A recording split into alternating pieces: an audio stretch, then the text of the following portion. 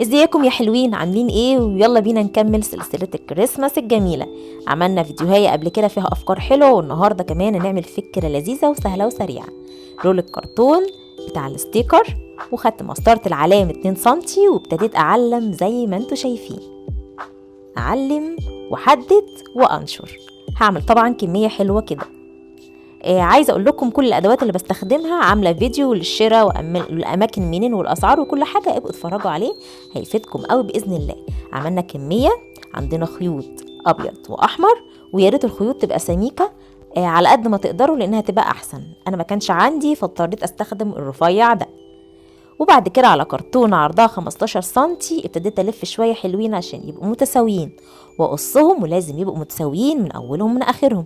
يلا حطوا بقى لايك عشان ان شاء الله الفكره بتاعت النهارده هتعجبكم وتشجعونا، ونقدر نكمل سلسله الكريسماس الايام اللي جايه دي كلها. هقدم لكم افكار حلوه كتير كتير كتير. يلا اللايك الحلو، وكمان اشتركوا لاول مره بيشاهدنا. زي ما انتوا شايفين انا بسرحها كده بمشط سنون رفيعه، انا مخصصاها عشان الشغل ده. وابتديت بقى اجيب كل طاره صغيره من اللي انا عاملاهم، وتعالوا شوفوا بالظبط انا ابتديت الزقهم ازاي. احط الشمع بتاعي واسويه كده بالبوز الحديد بتاع المسدس الشمع، وابتدي احط صف صف او مجموعه مجموعه زي ما انتوا شايفين. الطريقه دي سهله وبتنجز. في ناس بتربطهم على طول في الرول نفسه، بس عشان الخيوط رفيعه وننجز وعايزين نعمل كميه طبعا نعلقها على الشجره، اضطريت الزقهم بالشكل ده وقضت الغرض وجت جميله. سرحتها هقلبها لجوه زي ما انتوا شايفين، واوضبها وهندمها برضو تاني، وابتدي اجيب خيط اقفل بقى الحته دي كده واربطها في الاخر خالص. شويه فايبر عندنا وابتدي احشيها عشان تعمل، عارفين الطرطور ده اللي هو او الزونت او الزعبوط بتاع بابا نويل. فكرة سهلة وكيوت ولذيذة على فكرة، ومش مكلفة خالص. كرتونة زي كده العرض بتاعها براحتكم انتوا بقى، يعني على حسب الكورة اللي انتوا عايزينها وعلى حسب الرول اللي انتوا عندكم، فاهمين؟ عملت كده يعني لفيت شوية كتار لحد ما بقت سميكة كده زي ما انتوا شايفين.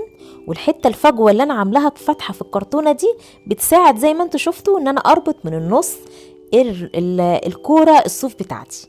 طبعا كورة الصوف دي مشهورة قوي قوي، ناس كتير قوي عملتها، مشهورة جدا يعني. ولزقتها زي ما انتوا شايفين. ممكن نسويها شوية بالمقص عشان تدينا الكورة قوي يعني. وكده حطينا لها زي ايه، ما بينتش يعني زي ما بيقولوا غير النوز بتاعت البابا نويل، بس باي خرز عندك لولي اي حاجه بس تكون مكوره شويه. ودي النجمه الجميله المجسمه اللي عملناها في الفيديو قبل كده، وكمان البوت بتاع بابا نويل. عملنا شويه حاجات حلوه قوي اول فيديو اللي قبل ده، اتفرجوا عليه. وادي كده علقته بقى بطريقه لذيذه.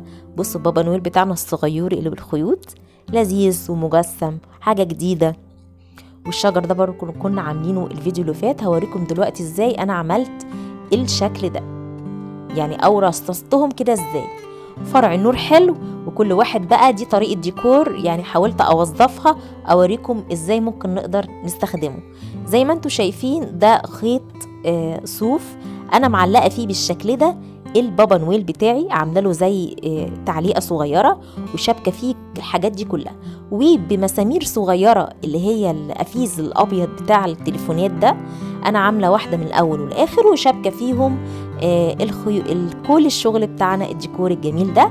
دعمكم بلايك بيفرق جدا جدا جدا يا جماعه، يعني بينعنش كده الفيديو بتاعي وبيرفعه والناس تقدر تشوفه. بشكركم كل دعمكم وكل محبتكم. ما تنسوش تتفرجوا في الفيديو اللي قبل ده، هتلاقوا الأفكار الجميلة دي، واستنوني في فيديوهات تانية حلوة كتير.